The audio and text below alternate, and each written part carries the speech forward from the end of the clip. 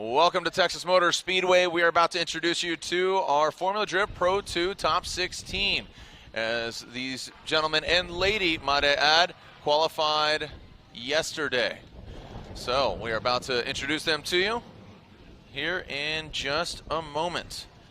As we are getting set for our Top 16 action tonight.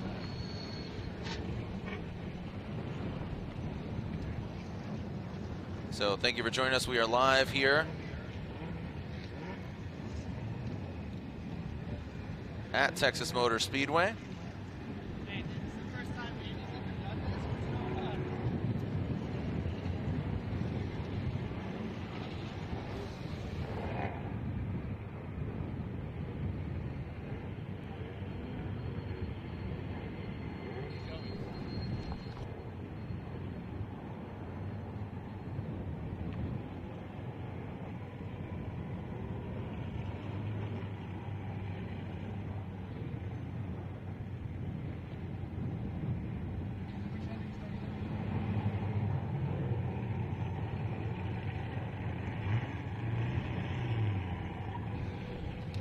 All right, so again, our top 16 drivers get into position. We'll introduce them starting with the first car parked.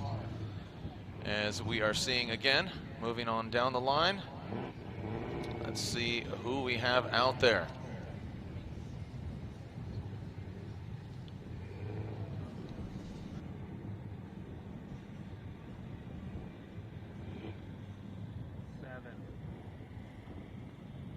All right, let's introduce you to our top 16 with the first car parked, working away from left to right. Starting out first, he's doing double duty this weekend. He's in that Doc S14 from Los Angeles. It's Jeff Jones. Next up, next to him in the committed service brand on Achilles radials, the S14.5. That is Austin Meeks. Moving on down the line, the only female here in competition, she comes to us from Florida. It is Kelsey Rowlings. From Texas, Bay Area, Texas, he's all around. He's in the Juga Racing S14. That is Mr. Josh Mcguire. Moving on down the line from Northern California, Red Baron Racing E30, it's Donovan Brockway. Next up, he's in that white S13 with the black doors, a lot of S chassis out here. It's Matt Madrigali. All right, coming to us from Southern California, the Falcon Tires Ford Mustang. It is Trenton Beechum.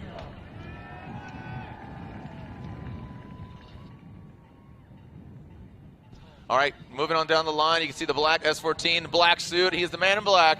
It is Taylor Hull. All right, coming to us from Missouri, he's in the S chassis, another one out there, and that is Andrew Lewis. All right, moving on down the line. First time here in Pro 2 competition, we're ready to see Randall Waters, number 142. All right, Canadian driver, S chassis 2JZ on Achilles radials. That is Marc Landreville. All right, some more in Juku Racing love out here. Coming to us from Florida, it is Kevin Lawrence. Oh my God. All right, moving up down the line, car number 144 in Juku Racing, Fortune Auto Suspension, Little Tex, 144, Nate Hamilton. Coming to us from the 909, us versus them, NRG Innovation. Say hello to the 2JZ powered S14 of Ryan Litteral. Coming to us from all the way from Singapore, he's in this big four-door JDM looking Japan vehicle. He is Sheng Nian on Achilles radial tires, ready to tear it up here in our top 16 action. Ladies and gentlemen, are you ready to set it here for Pro 2 competition at Texas Motor Speedway? Make some noise for your favorite. This is round 3 of 4 of the Pro 2 Championship. I'm Jared Dienda, and you, Ryan Sage. We'll be having some fun out here, as well as getting some insight from Ryan Lantain. The Formula Drift Pro judges are doing double duty as well. So again, stay seated. We're ready to fire this thing up. Let's break down what we're going to be seeing out here.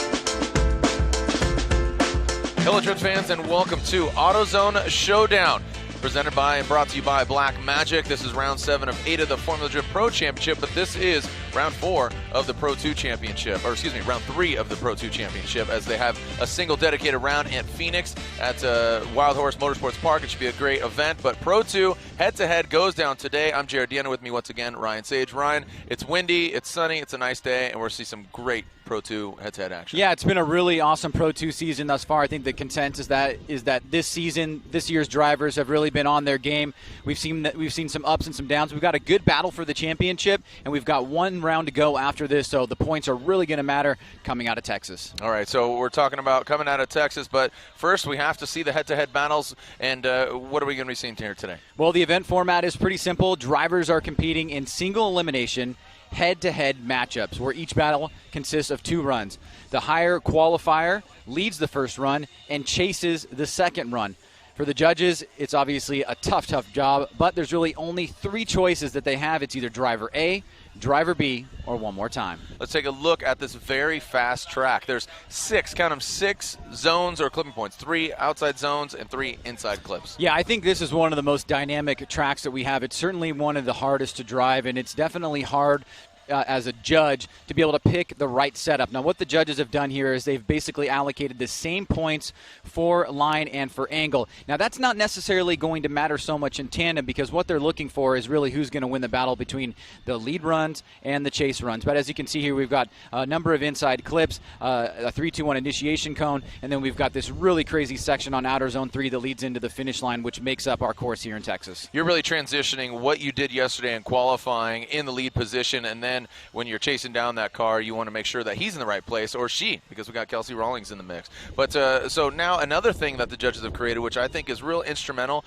not only for the drivers, but also for the fans to understand that there are points that the cars are going to slow down, and we call this accel and decel. Yeah, we call it the accel-decel map, and it's not necessarily a 100%. This is where drivers are going to be accelerating and decelerating. The green is primarily where they're going to be accelerating, and that's what we're really looking for. But we have seen the tendencies from drivers where they may need to lift or change direction, and there'll be a slight braking or throttle lift, and then those areas are going to be on initiation, which is natural, a little bit before inside clip 2, and on the transition to outer zone number 3. Now, this is very, very useful for the drivers. It's very intuitive for them. For the fans, sometimes it's hard to understand, but it will be very important if we get into a situation where somebody is in a braking area and accelerating, or vice versa, where there's a collision that takes place. It allows the judges to be able to take a look at it to see if they could deem fault. All right, so talking about all the elements, talking about where you go fast, where you slow down, also one of the biggest elements, that's why a lot of these guys and gals are here, is style. I mean, we've created an acronym, IFC. Yeah, in qualifying, each of those categories are worth 10 points. What we're looking for in style is initiation, fluidity, commitment. Initiation, we're looking for you to get your rate to angle almost immediately from the 3-2-1 cone early, initiating as early as possible. Your fluidity, how are you drifting lock to lock? How fluid is it? What do your wheels look like? And your commitment is really, are you pushing it all the way out to the outer zones, up against this particularly dangerous wall, and your overall commitment on throttle throughout the course. Yeah, it's claimed some victims, especially last year. We saw Mad Mike and Von Gittin Jr. go into that wall pretty aggressively, and fortunately they walked away. So we've seen how you could be a hero, but how can one be a zero? Well, these are what we call the absolute zeros in the head-to-head matchups, which the category is slightly larger than in qualifying. Of course, you've got spinning out and opposite drift if your hood hatch, trunk, or doors open during a run. A collision that is considered avoidable or unsportsmanlike. We usually almost never see this, but we have this in there as a zero just in case something like that happens. A chase driver that is not intentionally chasing the lead run after a zero was scored on the previous run. Now, most people would know this as sandbagging, and we have seen that be given a zero in the past. 3 consecutive restarts, which is in play here because we do have the chicane and the lanes, performing an illegal pass or getting passed legally. Now, passes can only be done on an inside clip where the lead driver overshoots that clip, leaves the door open for the chase driver to make a clean pass on the right line on the inside, and that would be the right way to do it. All right, so those are all the elements. We're now going to get down to brass tacks, but top 16 is upon us. Pro 2, as you said, the championship. I mean, there's a lot of exciting things going on here, but, anybody that kind of stands out in your mind? Well, our top 10 drivers, I would say that the top 3 are probably really your championship contenders here. I mean, you got Marc Landreville, Jeff Jones, Andrew Lewis, and Dan Perquette. Those top 3 drivers, it's 4, but these ranked third, I think are the guys that have the inside shot. There is, of course, another 112 points available for the remainder of the season at the final round in Phoenix. So you do have some mathematical possibilities there, but I think the top 4 guys, top 3 guys, are really who you're going to focus on for the championship. Well, interestingly enough, Dan Burkett, he didn't qualify in the top 16 for Pro 2, so that really is going to shake things up for the overall Pro 2 championship. But stage is set. It's here. Texas Motor Speedway, round 3 of the Formula Drift Pro 2 championship. Let's go and send it down. Let's see some battles. Ryan, you ready? I'm ready. All right, here we go. Well, welcome to Texas Motor Speedway once again. Thank you for joining us here. AutoZone Showdown, presented by Black Magic. This is the Formula Drift Championship, presented by Blackview Dash Cameras. Our first battle, warming up his tires, that is Little Tex, Nate Hamilton. And here comes Randall Waters finally, as Little Tex will be warming up his tires. Our number 1 qualifier. It's great to see Nate Hamilton do well. We've seen him in pro competition in years past, and now committing to the Pro 2 championship. Him and Kevin Lawrence both in-house at Njuku Racing, and then running the Njuku Racing on the door. So Njuku Racing, a longtime supporter of drifting. We've seen them in and out in Pro and Pro 2 and sponsor and support many different drivers over the years. As we're seeing Randall Waters, this is my personal first time seeing Randall Waters compete. Mine too. Yeah, right? I forgot we got Ryan Lantagne in the mix. He's been given some insight, and that was him just saying, "Mine too," says Ryan Lantagne. Ryan Sage making it a great event. We're going to be calling the event, find out who's going to be on top of the podium here under the lights. A lot of lights out there and really lighting up the track. Yeah, I can remember going back to last year, Pro 2 was definitely a wild one for sure. Hoping this season's competitors will definitely give us something to be excited about going into Phoenix, which is going to be the first time ever that there's been a Pro 2 one-off event, so it's a big test for that series, and really looking forward to that. Very near Irwindale. And you talked about that in the beginning. I think the Pro 2 just is really the cream of the crop. The Pro 2, I think having less drivers in Pro and more in Pro 2 has really stepped up the game of the Pro 2 drivers. Here we go. Little Tex, Nate Hamilton, Randall Waters. Waters lacking the angle here as Hamilton brings it in, smoking him up. Good job. Hamilton, big angle past that front clip, bringing it into the rear clipping zone. Nice job by Hamilton. Waters. Oh, and then Hamilton shuts it down. A big straightening there by Nate Hamilton. Well, definitely not the way you want to get things started. And, for Nate Hamilton, he hasn't necessarily had the season that he has wanted to have, but we know that he's a very talented driver and just needed for the conditions to come into play here. He starts off pretty strong here. Looks like he's got a decent advantage over Waters, but then Ryan, what do you see that happens here coming out of the last turn going into the final inside clip? Yeah, right up until this point, Hamilton was doing a really good job, and then he got legally passed right there by Randall Waters. So that's our first pretty solid pass we've seen here at this track this weekend so far. So that's pretty good in our first battle. But that was a totally illegal pass done right at the inside clip where we tell them that they need to do those passes. That's the only place you can make a legal pass. So unfortunately, that's an automatic 0 for Nate Hamilton getting passed like that. So what that would mean for Waters is that he would have to 0, or Hamilton would have to pass him. Exactly. in another scenario. Yeah. Right now, Hamilton is at a pretty big disadvantage going into this next. That looks weird. I mean, he went to that rear clipping zone and exited out of it and just went straight. It's like he didn't even turn the wheels. Right. It could have been a mechanical issue, or who knows what it was at that point. All right, so I'm sure we'll find out as we are waiting to see how Waters will do out front. There's definitely some moments there from Waters in that chase position where he wasn't really, man, Waters just slingshotting out of the start. Waters, big angle, but wide swing around that first front clip. Into the power alley. Waters really turning it up here, taking out that front clip into the rear clipping zone. Goes Waters, nice job getting all the way out there. Waters tightening it up, and I think that's going to be all she wrote, unfortunately, for Hamilton. As soon as he was our #1 qualifier, and now Waters throws down a solid run. Yeah, will definitely be a win for Waters here. There was no major mistakes or zeros for him in the lead position, so it'll be Nate Hamilton going home this afternoon, unfortunately for him. And one thing to keep in mind, Jared, is we're not only talking about a Pro 2 championship, but the whole point of Pro 2 is to get to the pro field. And the top 8 drivers in the Pro 2 field after the final event at Phoenix will be granted Pro 1 licenses if they choose to take it. So that's also at stake here. All right, so there are the drivers. Randall Waters, Nate Hamilton. Slide them left for Waters, right for Hamilton. And there it is. It's unanimous. Randall Waters gets the win, taking out Little Tech's Nate Hamilton. So unfortunately for him, that big correction just took him out early. So unfortunately for Hamilton, he is knocked out. Randall Waters advances on to the Great 8. All right, so next up, we're going to be seeing Dirk Stratton and Donovan Brockway. Two very unique vehicles, like a lot of I mean, what's cool about this? I mean, we're seeing BMW, a Corvette, a Ford Mustang, and a lot of S chassis. But S chassis, the parts are readily available. The builds are unique. I mean, you're seeing LSs, you're seeing 2Js, you're seeing a lot of different engine builds and just kind of ethos or theory of builds. But this should be a fun one to watch. Dirk Stratton, Donovan Brockway. Dirk Stratton in the Stratton Chevrolet Corvette. As Donovan already on his tail.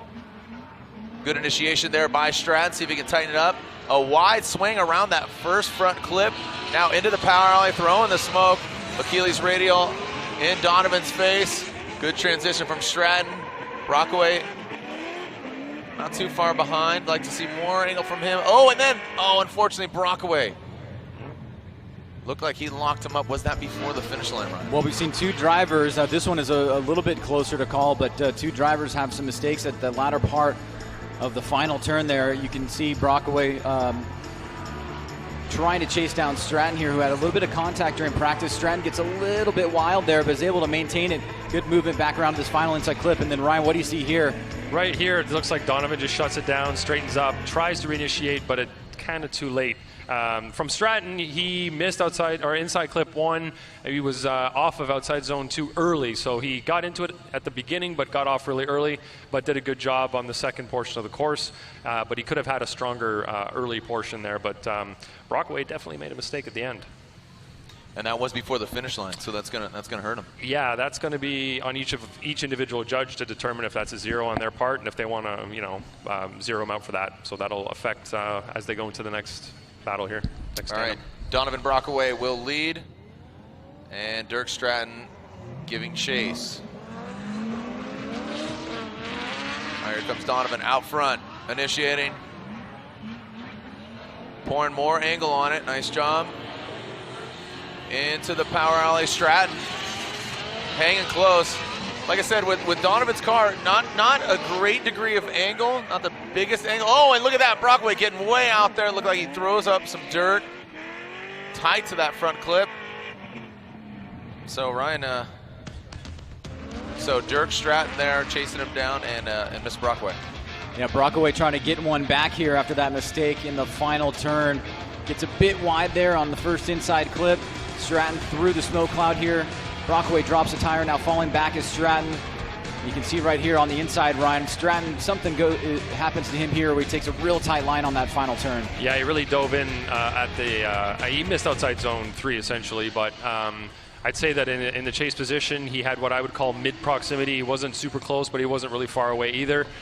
He seemed to mimic, but from a little bit further behind, but he didn't make any mistakes as Donovan did in his chase.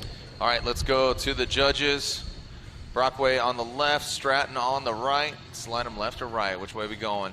It looks like Dirk Stratton gets the win. So Dirk Stratton advances on, and he wasn't in the top 16 introduction because if you weren't here in the building, we saw Dirk and Kevin Lawrence get into it, and Dirk had to work on his vehicle to get it back up and running. So Waters and Stratton, they'll go against each other in the Grade 8. 2 battles into the top 16. Next up, Madrigali and Trenton Beechum. Beechum already on the start line. Falcon tires on the corners, and Madrigali. Seen some great things from Beachum. You know, he made his introduction at the Super Drift Challenge, the Motegi Racing Super Drift Challenge in Long Beach, and came out to quite a maiden voyage for him and behind the wheel of that vehicle, and he's been doing really well this season behind the wheel of that car. Just competed in the Top Drift competition in California. So Beachum out front, Madrigali giving chase. We got a clean start here. Beachum, a lot of these guys with a wide swing around that first front clip. They need to tighten it up. They're coming in fast, but they need to harness that energy. As Madrigali takes out that clip. Whoa, Madrigali coming in hot. Makes me a bit nervous there as Beachum around that final clip. Some mistakes here and there from either driver. Let's break it down. Well, as you said, Jared, Beachum on the first inside clip after he initiates is going to overshoot it here. Madrigali trying to anticipate the move. He's not able to get the proximity that he wants, and you can see Beachum no real angle in outer zone 2, so he's kind of running away with it a little bit here. Madrigali does centerline that clip, and then on the final part of this course here, as both drivers wrap around, you can see big separation here. So Ryan, from your perspective, who was making the bigger of the mistakes? Well, Trenton did not have a lot of angle at outside zone 2, but at least he was out at outside zone 2. If you looked at Madrigali, he was nowhere to be found. He didn't get to that zone at all. His proximity definitely fell off. He wasn't really as close as we'd like to see them to the lead car.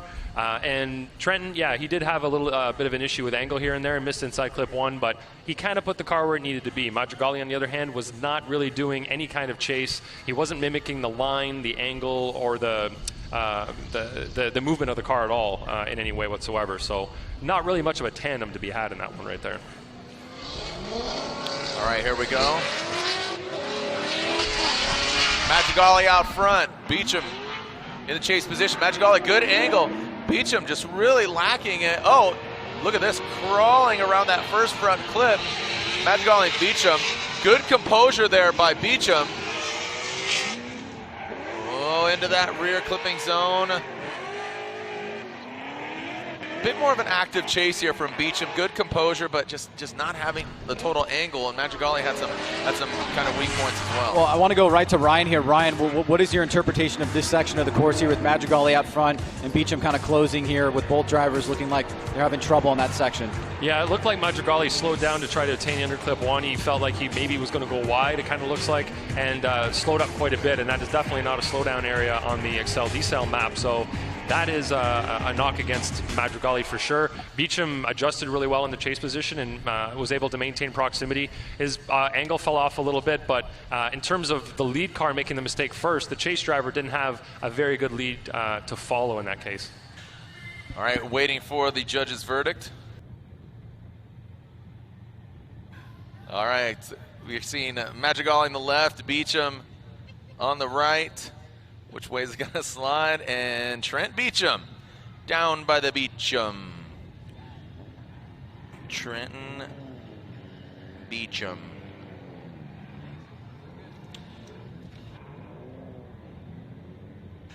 So as we are now moving on, we are seeing Josh Mcguire there on pre-grid, and it looked like he needed a little bit of a bump start there if he's able to run at all.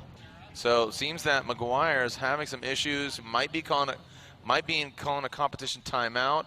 While we wait for that, be sure you pick up your Formula Drift Takata wallet. You want to win a set of wheels? Well, tag a photo of you watching this weekend's event, hashtag FDDrifts16. Again, we're getting Josh Mcguire towed off here. When we come back, we'll see who's on the starting line and who's going to do battle here at round 3 of 4 of the Formula Drift Pro 2 Championship. Okay, we're back, and we are seeing Kelsey Rowlings there. She is awaiting. So wait, I'm seeing Taylor Hull pull to the line. No, sorry. Strike that. Fix it. Andrew Lewis. That's Andrew Lewis going against Kelsey Rowlings. So Kelsey Rowlings from Florida, the only female competitor here in Pro 2 competition, or even for Pro. So it's great to see a female talent rise to the occasion. She's seen some great success in her home state of Florida. She is warming up her tires. Andrew Lewis from Missouri. I've seen him compete at an event called LS Fest, which coincidentally is actually going on this weekend as well at Beach Bend Raceway Park in Bowling Green, Kentucky. All right, so Lewis qualifying number 2, Kelsey Rowlings qualifying 15th. Let's see who's going to come out on top. Lewis will lead this first portion of this battle. Hashtag FDTX, and that's a red flag. All right, Lewis getting a little pitted there. As Andrew Lewis, and red flag. Lewis just taking a bit of almost like a practice run here.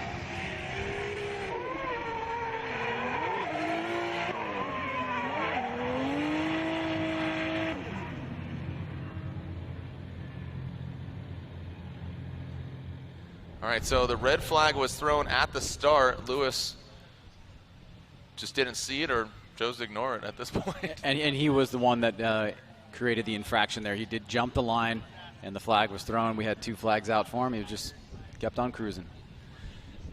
So kept on. Hope he's got enough tires. Yeah, let's hope that he's got enough tire underneath this car. He's ready to tear it up. So that will be a track against Andrew Lewis. Just recounting our baseball story. I told Mr. Pollock about our baseball conversation about him and about how if you were an ump, how you'd say strike.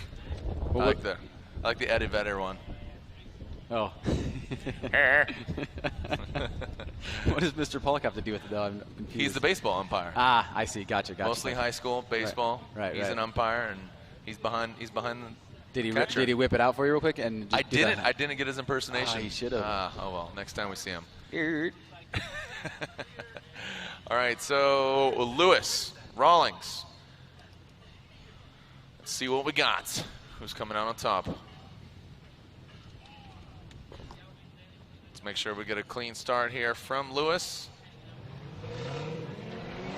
As Lewis rips off the start line. At speed, Rawlings gaining some ground, but then having to back off, almost getting contact here. Lewis gets to the outside clip. Minimal angle, you see him reinitiate. Whoa, Rawlings coming in hot. Rawlings spins out as Lewis continues on through the course.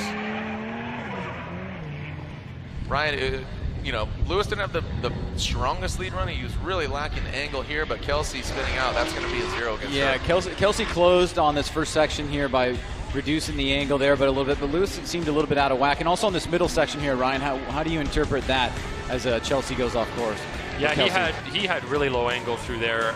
You could see a little puff of smoke from the rear wheels as it looked like you kind of had to pull the e-brake to get more angle out of the car, which is totally fine in that area right there, as it is, denoted as a slowdown area on the XL decel map.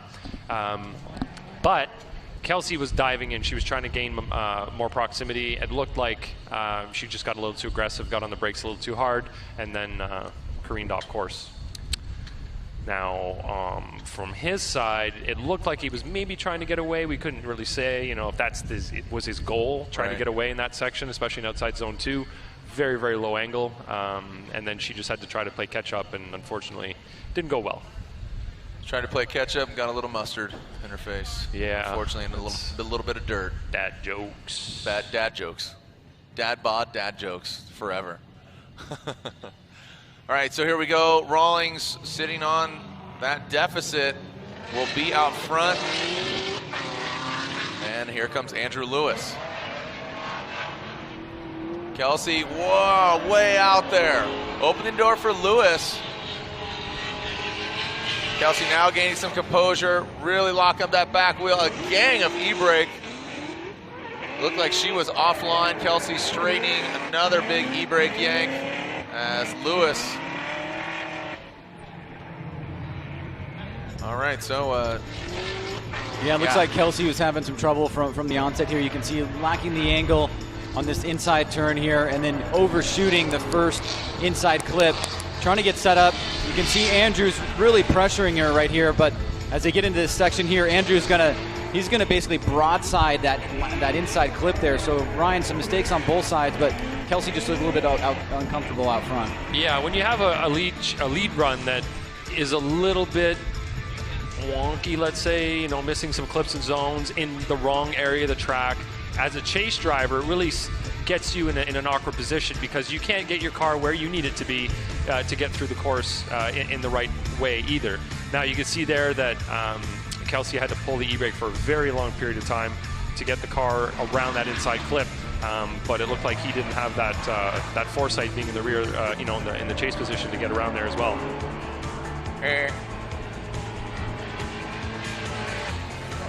So right now we have 3 drivers in the grade 8. We're waiting for the verdict between Rawlings and Lewis.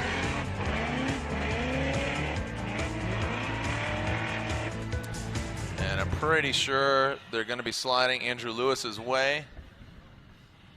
We'll just confirm.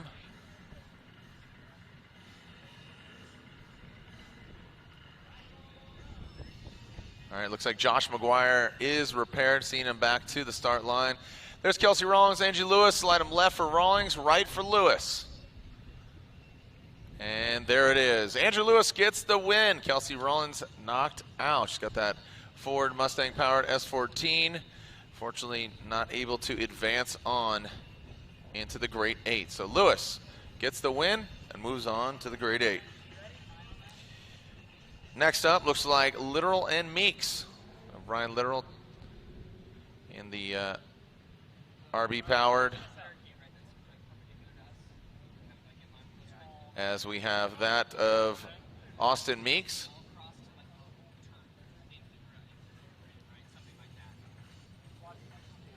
So coming from the 909, it is Ryan Litteral. He will be leading. He qualified 7th.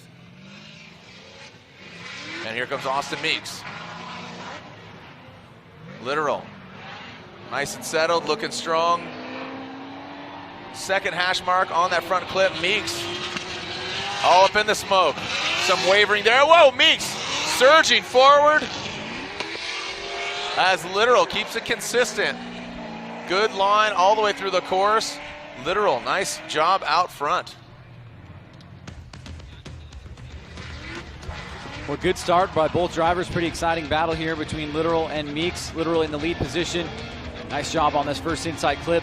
Meeks closing the door here, and then both drivers almost getting into it as they transition into this second inside clip. And Ryan, from your perspective, what are you picking up here between these two drivers? Well, Litteral put together a really clean lead run. He didn't really have any mistakes, no bobbles. He was on line for the most part. Maybe off outside inside clip 1, maybe a bit there. But Austin Meeks in the chase position was pretty aggressive. He was really trying hard to stay in proximity. He was trying hard to mimic what Litteral was doing. So I like the aggressive nature of what he did. He didn't really make too many corrections in the chase position either. It wasn't too bad, but he kind of dove in and backed off a couple of times. So we'll have to see what they each do in the opposite position now. Okay, so Litteral maybe trying to give himself a little bit of a jump here. We'll see if it pays off and works out for him. Austin Meeks, good angle. Litteral compromising some angle to gain that proximity. Man, look at those Achilles throwing smoke in Litteral's face. Meeks brings it on home into that final rear clipping zone. Litteral, a lot of distance between them right now, but a wide swing. You know, Litteral, he could have scored some points there if he would have tightened it up, because Meeks had a wide swing. Well, Litteral and Meeks get a pretty decent start here with Litteral kind of lacking the angle. Meeks puts the smoke cloud on and then basically is on throttle and just blows Litteral away. And Litteral is nowhere to be found. You can see right here, he is staying tight on the clips. It is good angle, deep into that outer zone. So pretty good lead run here by Austin Meeks, Ryan. Yeah, that was a fast run from Austin. You can see that he put angle on where he needed to. He was on the appropriate line for the most part. Just went off a little bit on the last inside clip, but Litteral really fell off on outside zone, from outside zone 1 to inside clip 1. So not really much of a tandem to be had there from Litteral. There was really no proximity at all. All right, as Meeks and Litteral await the verdict. And there we're seeing Meeks on the left, Litteral on the right. And Austin Meeks gets the win. Austin Meeks advancing on to the grade 8 as Ryan Litteral is knocked out. So Meeks gets the win.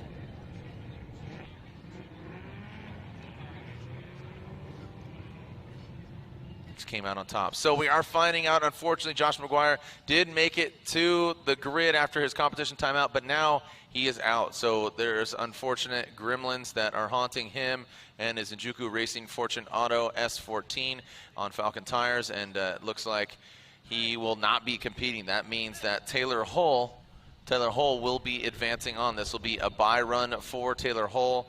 So a real bummer there for Josh Maguire.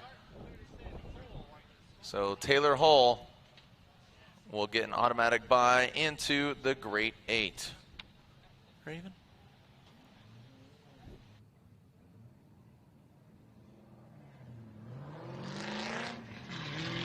And here's Taylor Hull coming out. Bit of a practice run for him. 2 more battles left in the top 16. Nice job by Hull.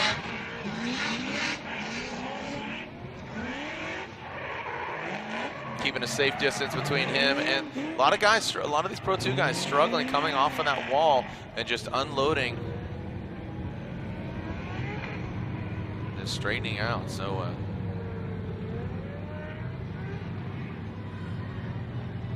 Taylor Hull advances on to the grade 8. 2 more battles left in the top 16. Marc Landreville and Sheng Nian. This should be a fun one. Sheng Nian from Singapore. Our final battle will be Jeff Jones and Kevin Lawrence. That should be fun as well. 2 LS powered S chassis.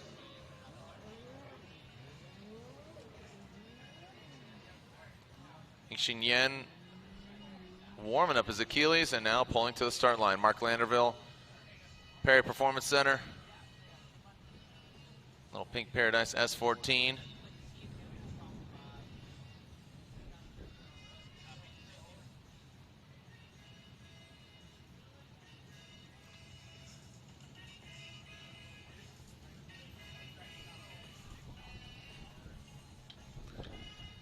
All right, so track is clear.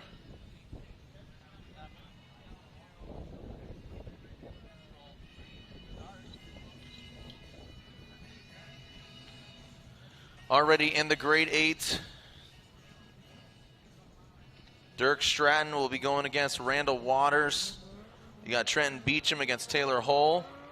Andrew Lewis will go against Austin Meeks.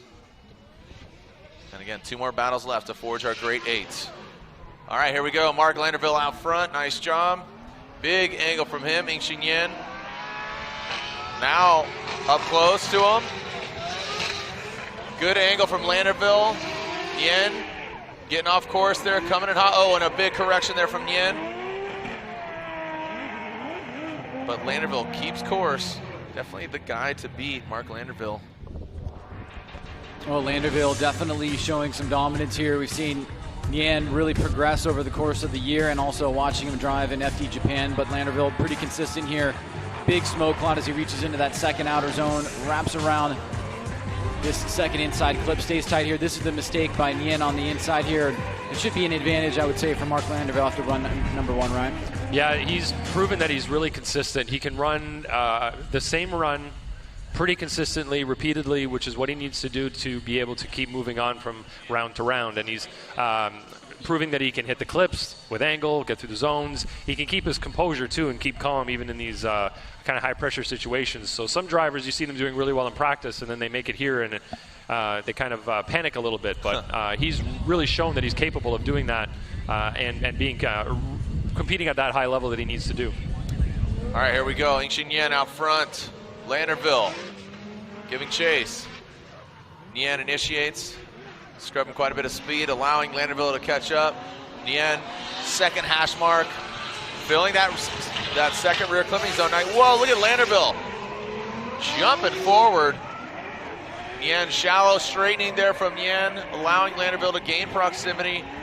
Oh, no, and Landerville spins.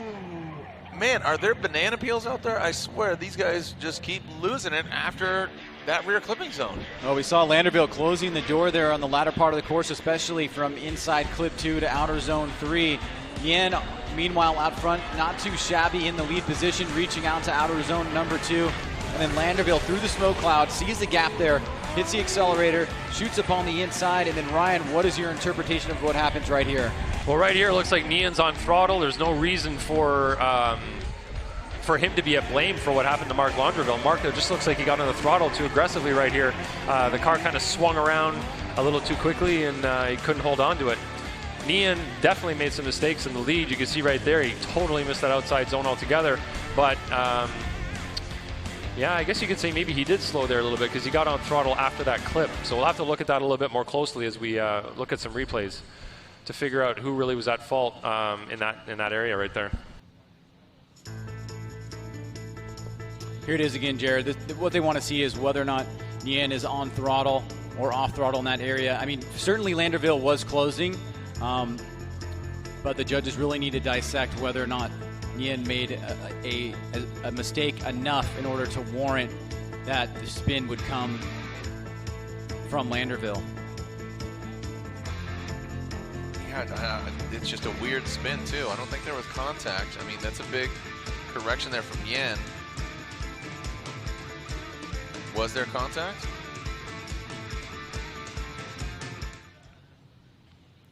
So if there was contact, I mean, it seemed like Nian, I mean, you look at his smoke cloud and there was consistent smoke going through. Let's take a look at this again here. I mean, look, you're seeing Nian, consistent smoke. I guess he does break a little bit there. And yeah, it looks like boop. Boop.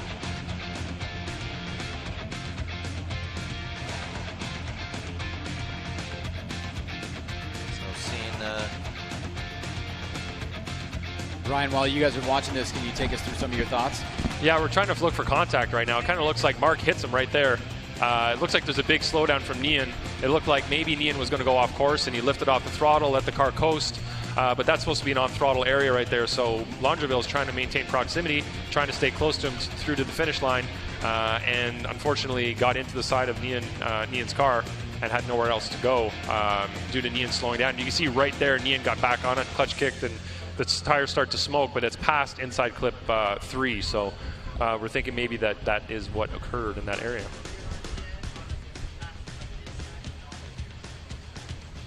And Jared, now what they're doing is just confirming whether or not there actually was paint rubbed or contact from the two drivers, checking with the track staff to get additional verification. yeah, it looks like they are down there. That's Pat down. Yeah, we're not going to call this a brake check or anything like that. I truly believe it was just an error by Nian. That he was trying to maintain his line on track, and Marc was trying to maintain proximity in that area. And unfortunately, it's not an area where you should be slowing down or off throttle, as we denoted that before that zone. So you think it was that drastic of enough of a slowdown? Well, I think that in that area, you're expected to be on throttle. You're expected to be going forward, accelerating, if you will. And if you're not accelerating, but you're actually off throttle, letting the car coast, it's going to be a big difference when you're at the proximity that Marc was at. All right, so let's go to the judges, Sheng Nian and Marc Landreville. And Marc Landreville gets the Andy's saying it one more time, Ryan and Brian, but it doesn't matter because it is majority rules. Ryan and Brian say Marc Landreville, Ryan. Yeah, so that's something that Andy looked at it a little bit differently. He's probably not blaming one more than the other, and he's going to say give them another chance to go at it again. But I didn't see it that way, and Bryden didn't see it that way. We're here to make our own individual decisions based on what we see, using the rules and the judging criteria the best as we can.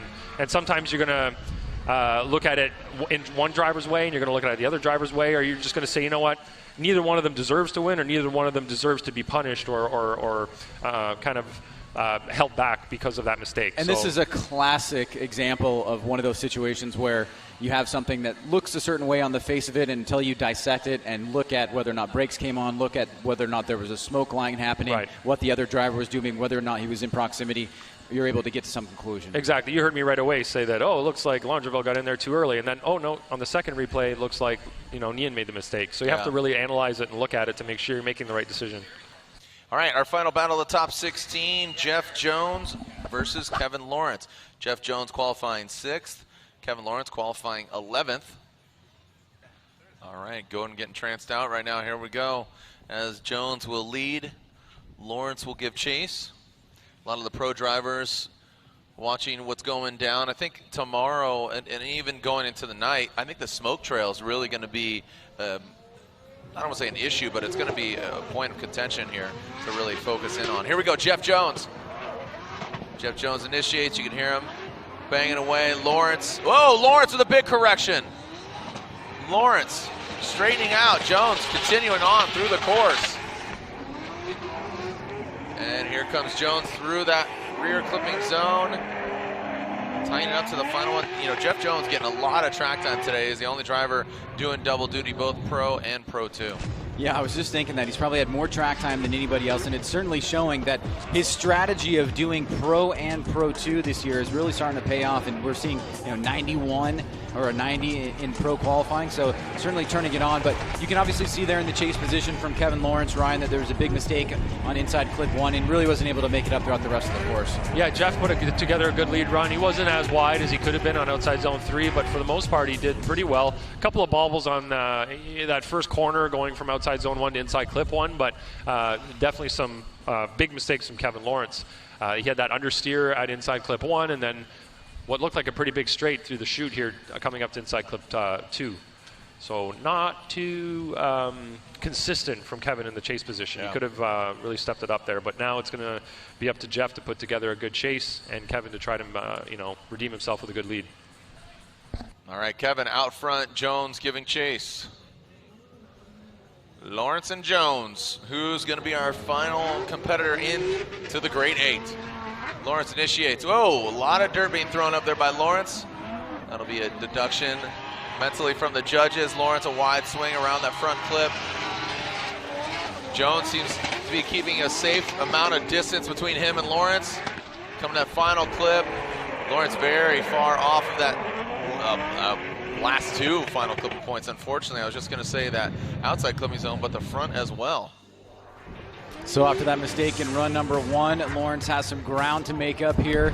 Initiates right there, kicks up a little bit of dirt, but the judges do expect that if you're on a wide line there, just as long as you don't drop too many tires. But he does miss that first outer zone.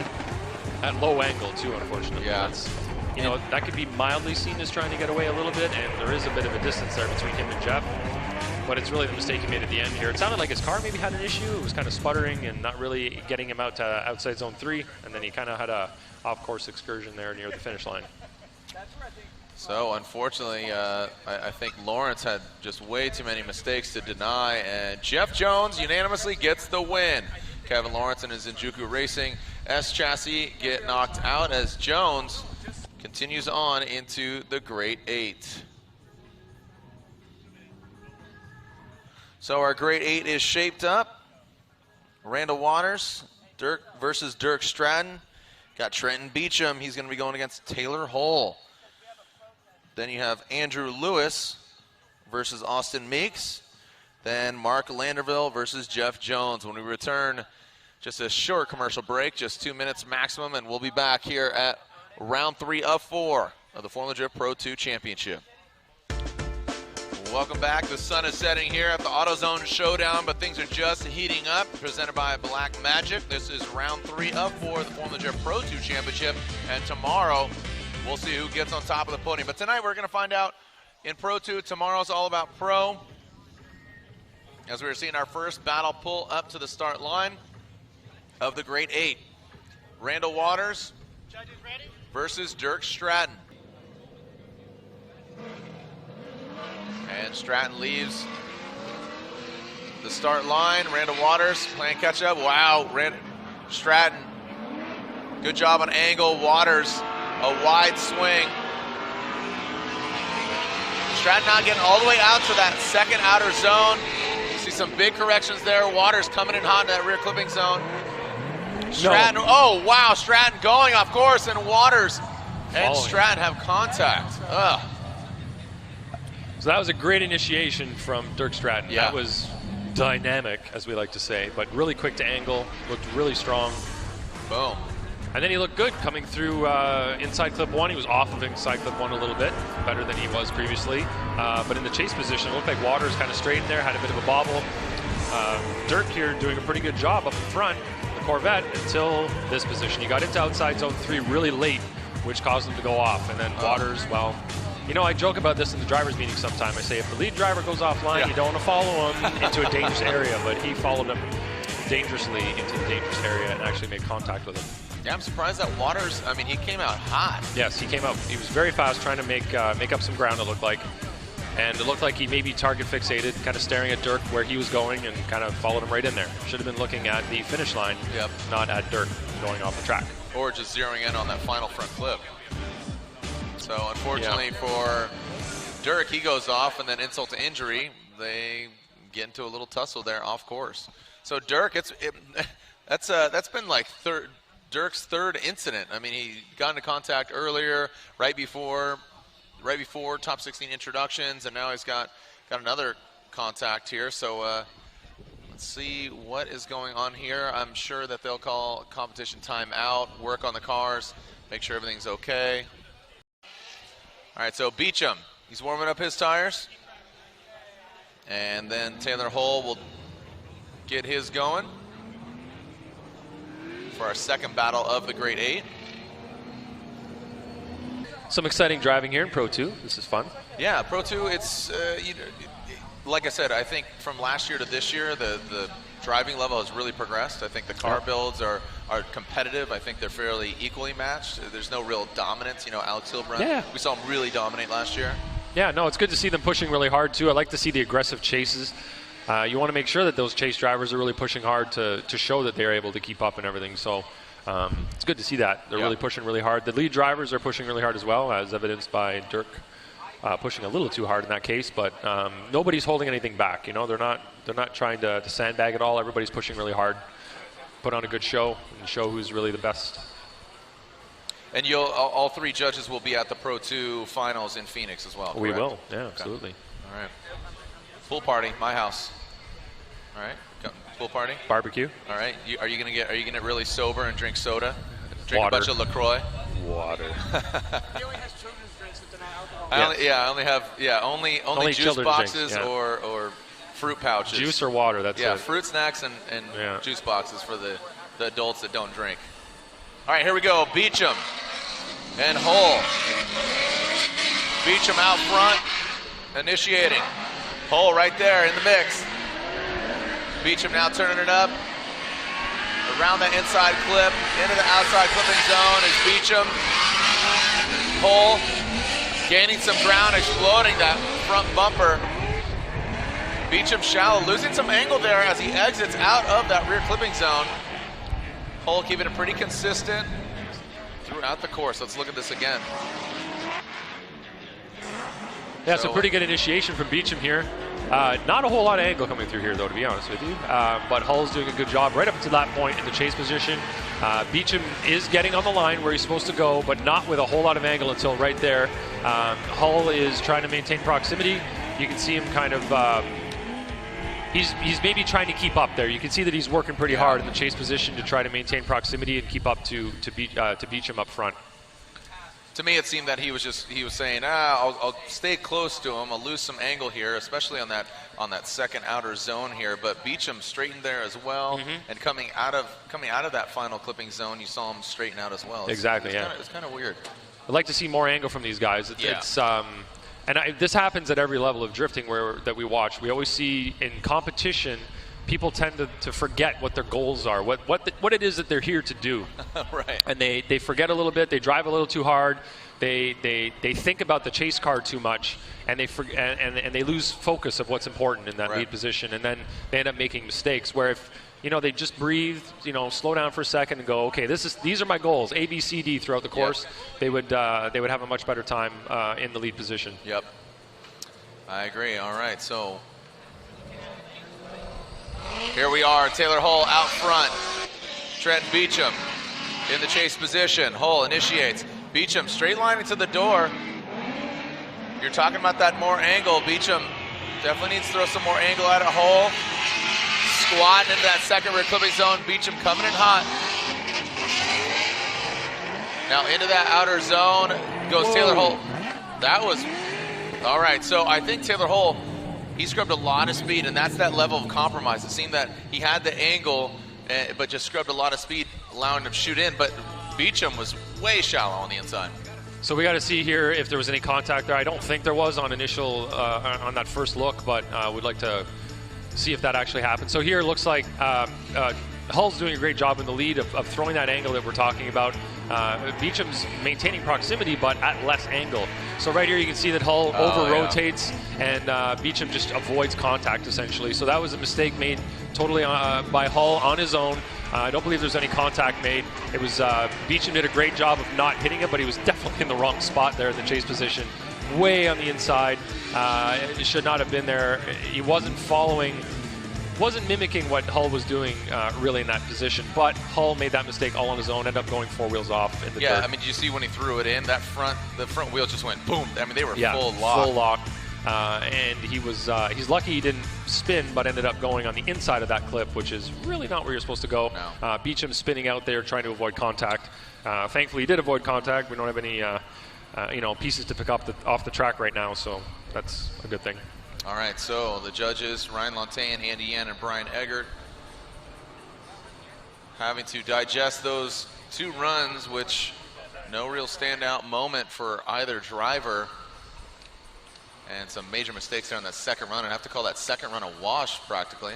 As Hull and Beachum, Ryan, Brian, and Andy slide him left for Hull, right for Beachum. And Trenton Beechum gets the win. Beachum gets the win, taking out Taylor Hull with just unfortunately spinning out, going off course. But Trenton Beechum advances on to the Final Four. Yeah, he's going to have to clean up his act as he goes forward here. That was a lucky win. His chase wasn't the strongest there. No. I would say that he got lucky that Hull spun the way he did, but it's not going to, it's not going to work for him going forward as the battles get more difficult as he gets through the ladder. Yeah, that spin, that was unfortunate. Yes, it was. All right, so we are seeing Austin Meeks and Andrew Lewis. All right, so you can see Meeks and Lewis. Temperature, nice, real nice right now. Choice, real noise. We're talking about the weather now, Jared? Yeah, the weather's nice. All right. It's gone to now. Well, no, I'm saying that's. Well, I was bringing that up because the variable of those guys. See, I mean, I was wondering about that. So Lewis backs it up and he warms up his tires, and I think rightfully so. It must be a lot more comfortable in the car for them right now without the sun beating down on them for sure. And the track conditions, they're going to be the track's going to be cooling down. How things are changing. But the lighting will become much more treacherous, I would say. It will. Yeah. I mean, even just looking at one of those lights, it hurts my eyes. So imagine, you mix the smoke with the light. It's going to change things up quite a bit. I just heard we're sending cars. All right, let's send cars. Lewis and Meeks. Back at it again. Here we go. Lewis initiates strong. Look at Meeks right there on the door. But has to back off and straighten. Oh, unfortunately for Meeks. Oh, and spins. All right, we'll see if there's contact there. Regardless, Lewis ripping through the course and ripping his back bumper off. Whoa, buddy! Whoa. Sparks go flying. That was... And Lewis slapping the wall, going over the course, just insanity. So that was unexpected. This is going to be very interesting, Jared, because if the judges deem fault to Meeks on the spin and the aggressive move on the inside resulting in the straightening. Right there. Oh, there's contact, If they do give that fault to Meeks, therefore, and there's your first 0. Now, he still needs to finish the run here. Now, he doesn't have anybody behind him at this point. He just needs to finish the run. And Andrew Lewis looks like he zeroes out right here. That's obviously an opposite drift crashing into the wall. So it looks like we have double zeros here, potentially, Ryan Lantain? Yeah, you can't really blame anybody but Andrew Lewis for Andrew Lewis going into the wall there. That initial contact way back at inside clip 1, well, before inside clip 1, that can't be blamed for affecting Ryan Lewis this far down the track. Yeah, that was a pretty serious hit. He hit before the outside zone, so he was definitely way offline in that area right there. But on first face, do you give Meeks the fault on the first incident? Yeah, I think that's just on initial, first replay, watching that initiation area. I would say that Meeks dove in and made contact, and looks like he had a mechanical issue there right away. Maybe a tire popped or something as soon as he made contact. You could see the front end of his car dip as soon as he touched Lewis's rear quarter panel. So we'll see, or bumper, wherever area he touched. So now we have two different incidents on track here for them to kind of go check out. Looks like Lewis's car is actually not too bad. So right there you see Austin's car drop as soon as that tire touches. So maybe he did end up popping a tire that caused him to spin. Well, you guys have, after initiation, or at initiation, there is that section of the acceleration deceleration map, and almost about at that point you have contact, maybe a little bit after initiation. So would that be leaning towards Meeks then? Yes, I think Meeks was trying to be aggressive, and I applaud him for trying to be aggressive. We appreciate that kind of driving. That's what we're looking for out there. Right. But it looks like he got a little too aggressive, and it's kind of like we were talking about in qualifying earlier today. You're looking to be aggressive and you're looking to push really hard, but you still need to be precise, and you still need to do what you're supposed to do in that chase position. So it looked like he just went in a little bit too hard. You know, if he had lifted off the throttle a little earlier, maybe he would have been fine, but just got in there a little bit too hard. So then, for your vote, it seems as if it will be a double zero, which would result in, if both drivers can make it back to the line, whoever has the advantage on the following run. Basically, yeah, that's what it would come down to. It's two individual zeros at opposite ends of the track right now, so that is clearly two completely separate events. Which means two completely separate zeros.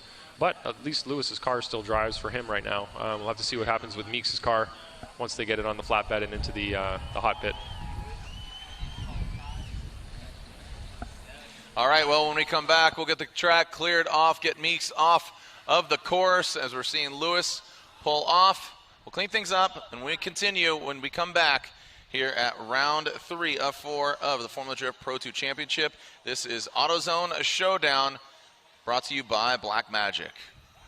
Welcome back to round 3 of 4 of the Formula Drift Pro 2 Championship. The track is clear. This is the AutoZone Showdown, brought to you by Black Magic, and this is round 7 of 8 of the Formula Drift Championship, presented by Blackview Dash Cameras.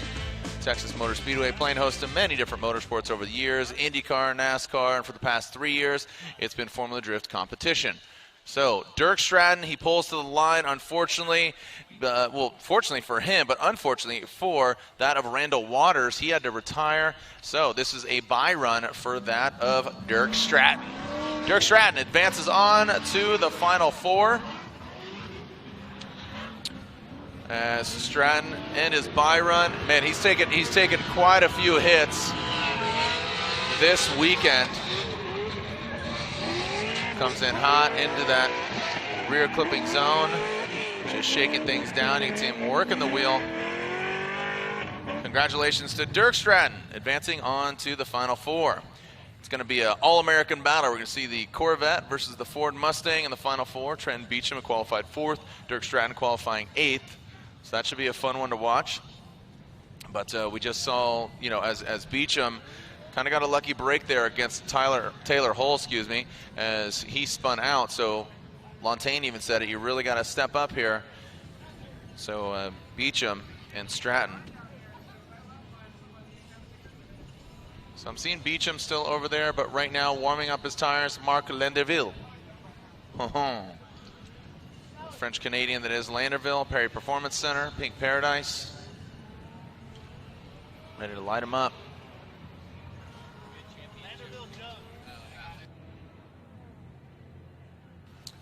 Yeah, talking about these two gentlemen, Jones and Landerville. Ryan, you just mentioned it, championship battle here for Pro 2. Yeah, one of these guys definitely that receives the win here will certainly have some momentum in their side of the camp. Jones and Landerville very close to each other in the championship standings. So valuable points here.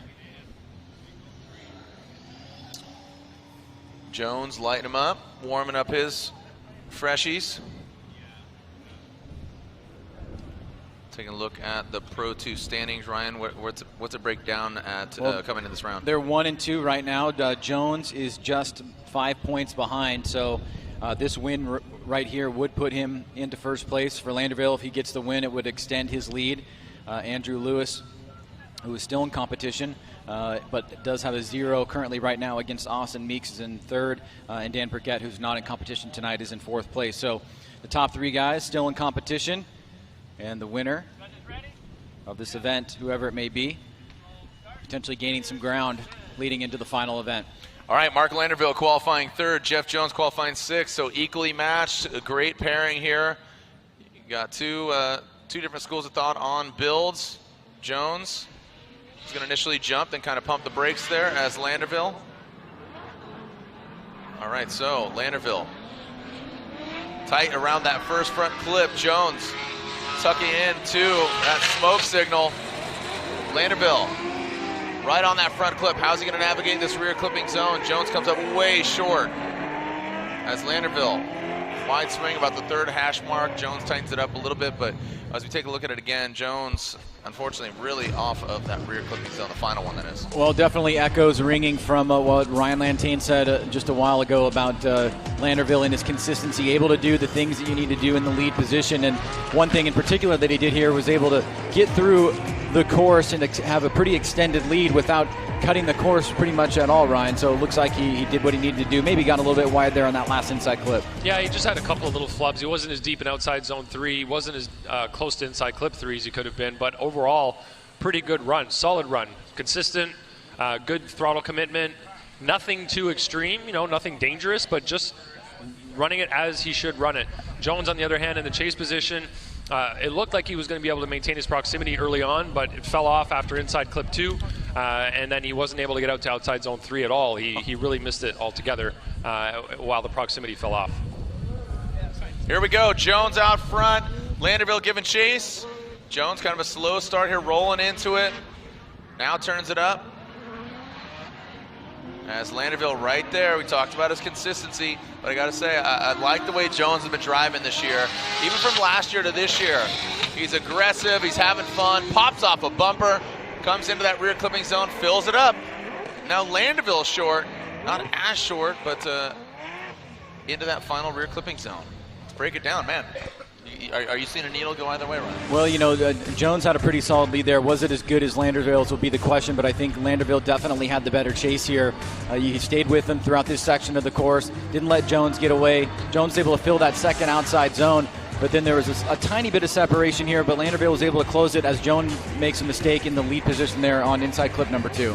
Yeah, overall, Jeff had a pretty solid lead run, hit the clips, hit the zones, but Marc definitely had a better chase run. He only had a slight fall off here for right around inside clip 2, but didn't really fill outside zone 3 as well as he could have. He didn't follow his line quite as well there, but if you compare chase to chase, I think Marc was definitely ahead of Jeff in the chase position. All right, slide him left for Jones, right for Landreville. Ryan, Brian, and Andy saying unanimously, Marc Landreville gets the win. Unanimously, Landreville gets the win, unfortunately knocking out Jeff Jones. So we are waiting for that of Austin Meeks. All right, so Stratton first, Beachum to the line.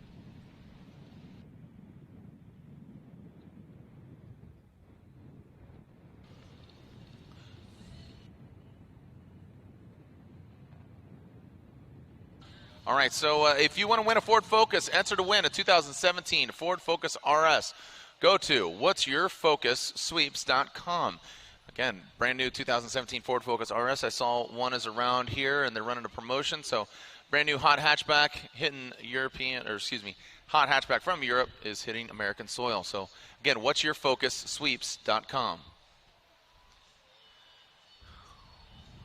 You want to win a set of wheels for your ride? Well, go tag a photo of you watching this weekend's event, hashtag FDDrifts16. So any photo you're putting up on Instagram, Twitter, Facebook, hashtag FDDRIFZ16, and enter win a free set of Drifts wheels. Drifts, hardcore wheels for the street, as run on the car number 723, Edimus Odi Bakshis. And finally, pick up, buy a wallet to hold your money. Find yours at TakataRacing.com, your Takata Formula Drift collaboration wallet and that signature green seatbelt. So pick that up, find yours at TakataRacing.com. All right, so we're seeing Lewis Andrew Lewis warming up his tires as Meeks on the start line, ready to go, ready to rip. This is going to be run number 2, Jared. Yeah, this is the second half of the battle. If we can recall again. We had Meeks with the 0 in the first section of the course, and then Beechum hit the wall on the latter. Beechum, Lewis. I'm sorry, Lewis hit the wall in the latter part of the course. So it sounds like the judges gave that 0-0, so it's really going to come down to this run right here. Well, here we go. Meeks out front, Lewis giving chase. Let's see who navigates this properly. Meeks initiates. Good angle from Meeks. Lewis falling back a bit as Meeks transitions. Ripping through the power alley. Really tights that front clip. Lewis takes it out. Then Meeks shallows up. Oh, and now he's going off course. Is Lewis going to get a lucky break here? So, it looked like in the chase position, Lewis Stratton coming by inside clip 1. And then Austin went 4 wheels off. So that's another 0. So that's 2 zeros essentially. 0-0? Yeah. Oh, 0-0. yeah, look at that right big there. correction He's completely there. straight. No drifting at all there. Had to reinitiate. But then Austin does this. That is 4 wheels off. Obviously a 0 right there from him as well. So now, I say neither of them move on. They both got 0s on both runs. that's a quad 0 right there. Yeah, that's a quad 0. Yeah. And I can't say I've seen that ever in Formula Drift history. Yeah, we're actually wondering right now if that's the first time that's is 4 the zeros. First quad 0. Yeah, quad 0. That's going to be a new T-shirt. Somebody's going to make that quad 0. Right.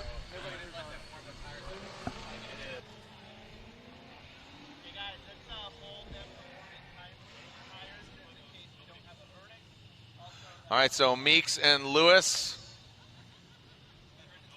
And that is it. OMT. One more time across the board. Meeks and Lewis.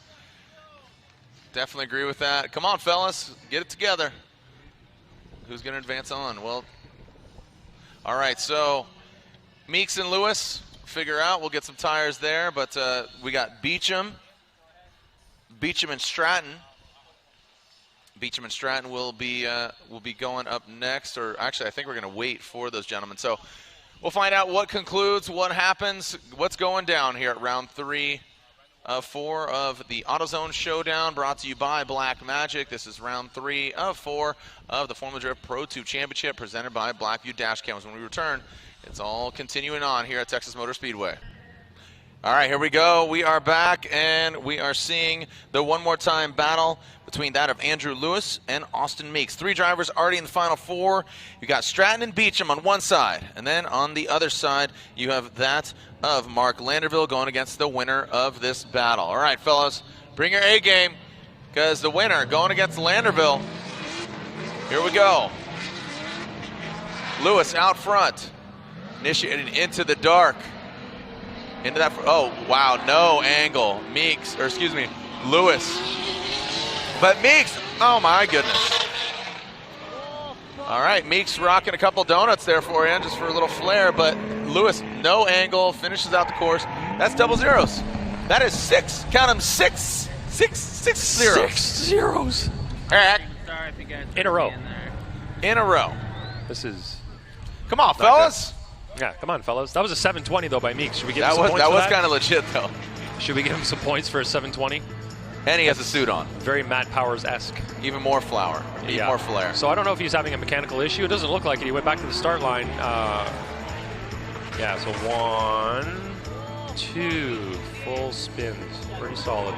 Yeah, well, not as solid or as exciting as it was, that does not get you the win. No, it does not. No, so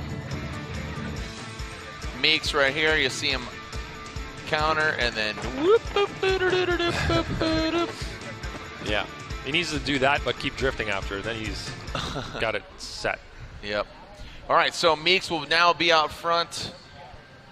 Lewis will give chase. Are we going to get a definitive winner? Because right now, Needle's not going either direction for either of these drivers.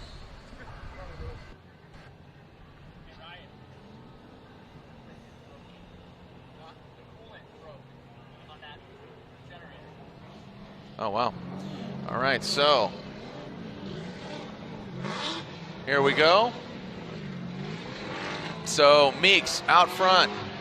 Lewis dropping it for me. Oh, we're seeing some, was that contact? Lewis all over the course. It looks like there's a mechanical failure on the part of Meeks. Yeah, Meeks seeming to have some issue. Whoa, Lewis. Oh my goodness, what is going on here? So in this situation, because Meeks zeroed out in the lead position, the chase driver is not required to complete the course. In that case, Meeks gets a 0. Ryan Lewis would not get a 0. So deduce from that what you will. Yeah. Deduce. Yeah, look at that. Meeks slow off the start. Hiccuping. Finally, maybe, eventually, turns it up. Boom. Little hate tap there from Lewis in that chase position. So, as you said, Lantain, crack. So here you go. Lewis kind of scared me right there. Yeah. That was a really scary move, but he kept it together, completed the course, although he did not need to do any drifting in that sense because he wasn't in chase position. Lewis's car hasn't seemed to be right since he made contact with that wall, so hopefully if he does indeed move on here, he'll have at least some time to take a look at it, at least a time for one battle. But let's make it official. Yes, that is a solid statement right there. I hope he gets to look at it and make sure that it's running properly. The alignment's all set. All right, slide it left for Meeks or right for Lewis, and Andrew Lewis gets the win. Andrew Lewis gets the win. He's our final driver in the Final Four.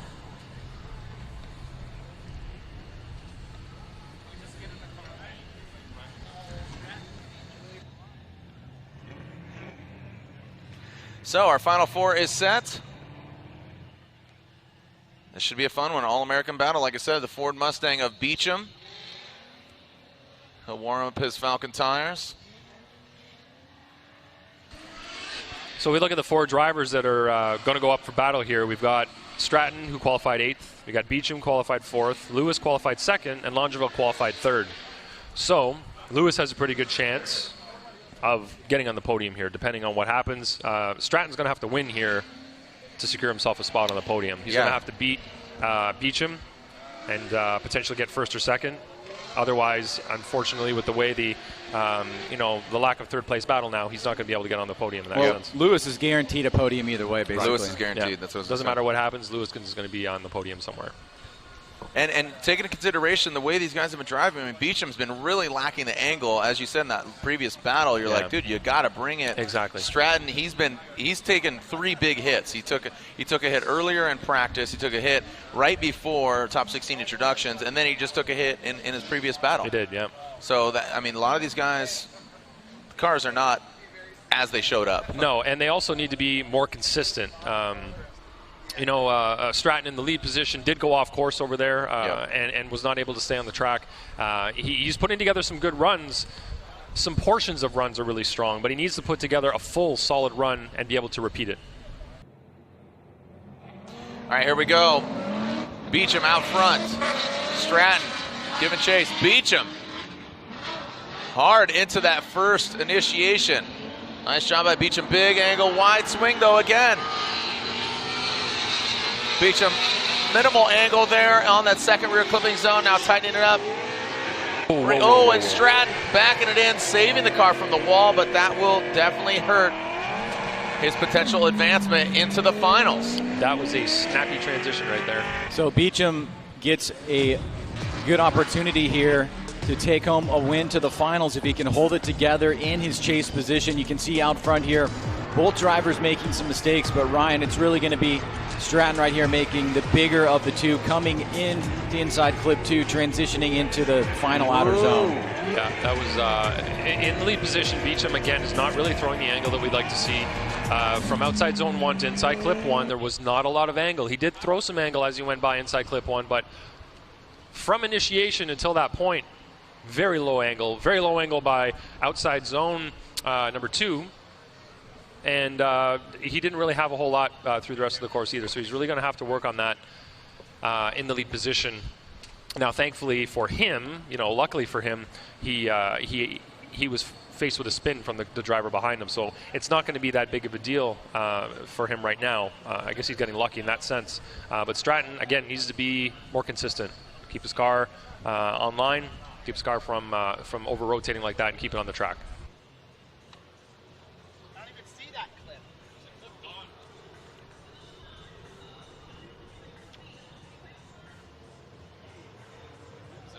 Yeah. All right, so straightening out the track here, one of the rear clipping zone markers on the second outer zone, putting back into place. All right, so a lot of track maintenance here. A lot of track maintenance as these guys all over the course. There you go, the earthquake hitting here. Texas Motor Speedway, Trenton Beechum, Dirk Stratton. Stratton out front.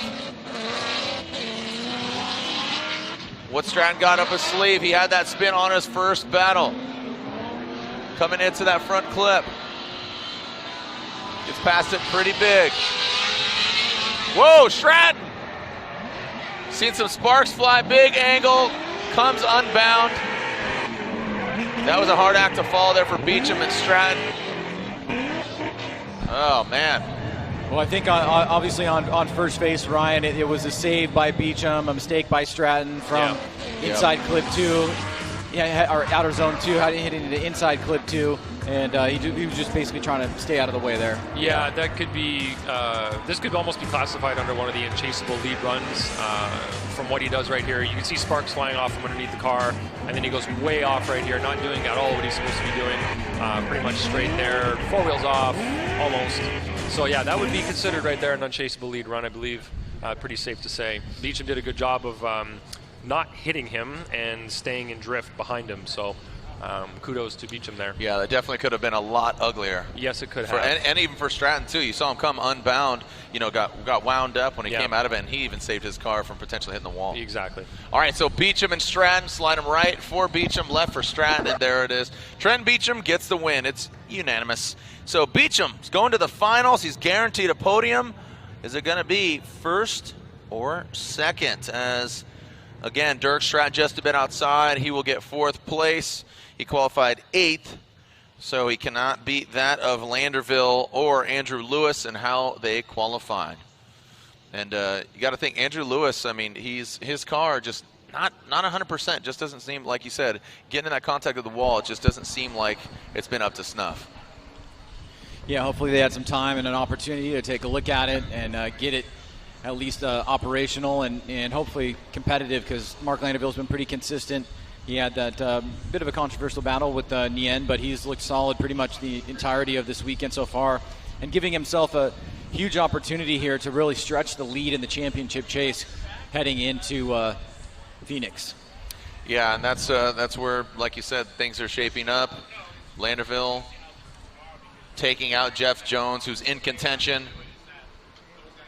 The Achilles radials on the corner of Marc Landreville, the Perry Performance Center, Pink Paradise, S14. And Landreville spotter was up here pacing around a little bit, wondering what are they going to do in the chase position behind Lewis, because as we've seen Lewis's car, it looks like it's maybe not 100%, which you mentioned earlier. And in that case, you have to kind of strategize. Do you want to stay really close and try to put on a really tight battle, but risk potentially coming into contact as he's not very consistent in the lead?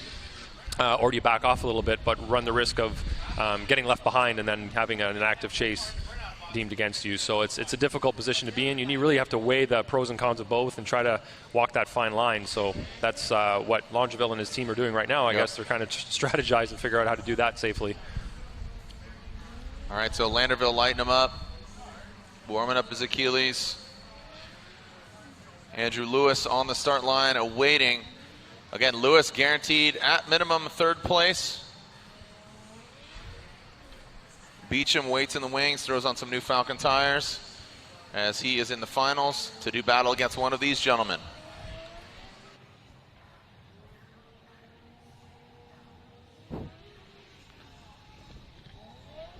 All right, so Landerville, looks like they are warmed up and ready to do battle. Lewis will lead, qualifying second. Landerville qualifying third. We'll give chase. The AutoZone Showdown brought to you by Black Magic. Lewis, quick off the line. Through the start chicane. Nice job. Okay, Lewis diving in, looking like he's able to maintain angle a lot better, but a wide swing around that first front clip, filling the rear clipping zone. Lewis lacking the angle, really hot coming into that rear clipping zone. Way off the mark. Landerville chasing him down. And getting close, but he goes wide around that final clip. Well, Landerville trying to figure out exactly what he needs to do in the chase position here. You can see giving a little bit of separation from the beginning, then starting to close the door, but Lewis goes way wide on that first inside clip, and he has to leave the second outer zone a bit early, really lacking the angle. And then Landerville attacks right here on the inside, and then we'll close the door towards the end as Lewis does not hit that third outer zone. Got close there. Yeah, Landerville really got close. And that looked similar to that of Nian and him. Yeah, that contact. But he did a good job of walking that line in the chase position, and still maintaining proximity, maintaining drift. But Lewis definitely had a problem inside clip 1, and then kind of down the chute here to inside clip 2, where he didn't have a lot of angle, wasn't really doing what he was supposed to do in that area. I'd have to say this is Landerville's to lose. He has, I think, an advantage just taking a look at the correction, the wide swing around it, and he had a good chase job. So Landerville out front, Lewis giving chase. How's Lewis going to navigate this? Landerville, our current Pro 2 points leader, and look at that. Lewis, a wide swing. Landerville getting out to the outside clipping zone. Nice job by him. Lewis foregoing the angle and just gaining proximity. Landerville gets into the yellow box. Lewis locks it up. And it looks like it is going to be Marc Landreville, Ryan. Yeah, I mean, I think, Ryan, you would probably agree that Landerville did what he needed to do there. He had an advantage on run number 1, and then solid lead run like he's been doing all day on run number 2. Yeah, look at the way he comes by inside clip 1, really close here. Lewis can't match what Landreville's doing. He goes way wide. He's trying to play catch-up at this point, so a little less angle, misses inside clip 2. Kind of straightens out right there pretty seriously and misses outside zone 3 as well. So really trying to play catch up behind Landreville while Landreville is putting together a really high quality lead run. Bring it on down to Landreville. Slide it left for Marc Landreville, slide it right for Lewis. And the judges say Marc Landreville is going to the finals. Landreville in his Achilles shrouded vehicle will be seeing competition against Trenton Beechum. Trenton Beechum in the finals. Seen his first Formula Pro podium as we are ready to see our finals are here. The AutoZone Showdown. Speaking of Showdown, that's what's going to be next. When we return, the finals are here. Beachum and Landerville. The Mustang versus that S-Chassis Nissan. When we return here to Texas Motor Speedway, round 3 of 4, the Formula Drift Pro 2 Championship, presented by Blackview Dash Cameras. Welcome back. We're live here at Texas Motor Speedway. The AutoZone Showdown, brought to you by Black Magic, and this is round 3 of 4 of the Formula Drift Pro 2 Championship, presented by Blackview Dash Cameras. The finals are here. Trenton Beechum, the camo-shrouded Ford Mustang on Falcon tires from California, is seeing his first finals here in Formula Drift Pro 2 competition, and next to him will be Marc Landreville. Marc Landreville qualifying third. Andrew Lewis getting that final podium spot for qualifying second. Landreville very consistent throughout today's event. He will lead. The finals are here. Here we go. Hashtag FDTX. Who's going to get the victory? Who's going to get the win? First place here under the lights. A beautiful evening here at Texas Motor Speedway. Landreville out front. Throwing it, whoa! Beachum, look at that, already lunging up on the back wheel of Marc Landreville. Beachum tucking in on that smoke trail. Beachum shallow on that rear clipping zone, having a shallow up. Landreville gets out to it and tightens it up around that final front clip. Yeah, well, if Beechum was able to hold Landerville from running away, he might have put himself into good position here. He dives in. It looks a little sketchy, but he's able to make it look pretty awesome, actually, especially beautiful. Right around that first inside clip. Landerville, meanwhile, in the lead position, hitting that second outer zone and that second inside clip and then wrapping around here, and then Beechum comes up a little bit short on this last outer zone, Ryan. Yeah, that was a really great initiation for Beechum. He got right inside Landreville. He knew he could trust him, and he got in there. Really didn't make any corrections when he got in there. It was pretty solid. Maintained proximity all the way to inside clip 1, but then unfortunately Landreville was able to pull away. Trenton's been having an issue going out to outside zone 3, unfortunately. We've seen that on a couple of runs, so I don't know if that's just a chase position thing, but hopefully he can put together a good run here in the lead position, hit all his zones and clips, and give Landreville a good run for his money. And Landreville is really going to have to push hard to match the way that Trenton chased right off the get-go. All right, here we go. Beechum out front. I got to say, it's Landerville's to lose right now. Beechum had some mistakes, and Landerville maybe giving himself some too much room. And then look at this, kind of lacking the angle into that first front clip. How's Landerville going to navigate this power alley? Tight to the front clip, so tight that he takes it out.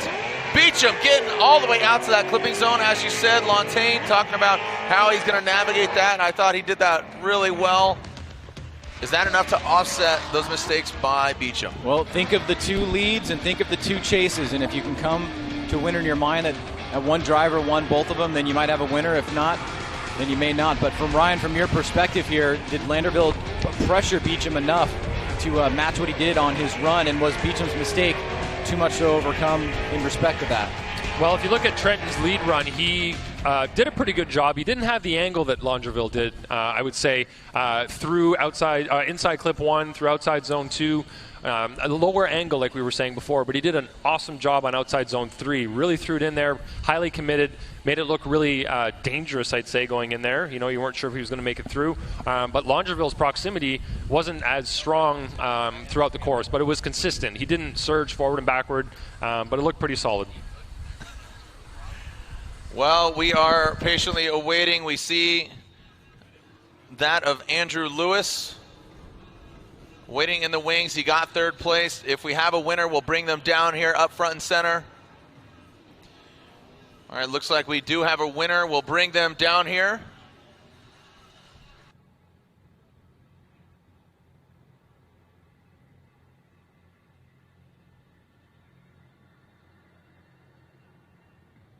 All right, so again, looks like we do have a winner. We'll bring them right here in front of the stands where it all began with our driver introduction, and we'll announce the winner. They're making their way to the podium. As we said, Andrew Lewis grabs 3rd place. And our winner here at round 3 of 4 of the Formula Drift Pro 2 Championship, your winner here at Texas Motor Speedway, is Marc Landreville. Marc Landreville gets the victory. He grabs the win, and Landerville gets the win with Trenton Beechum grabbing 2nd place, and Andrew Lewis grabs 3rd. Thank you for joining us online. I'll head down there. On behalf of all the judges, Brian Egger, Andy Yen, Ryan Lantaine, and Ryan Sage, I'm Jared Deanna. We'll see you guys tomorrow. We'll see you online, or see you another time. Send it, #FDTX here at Texas Motor Speedway.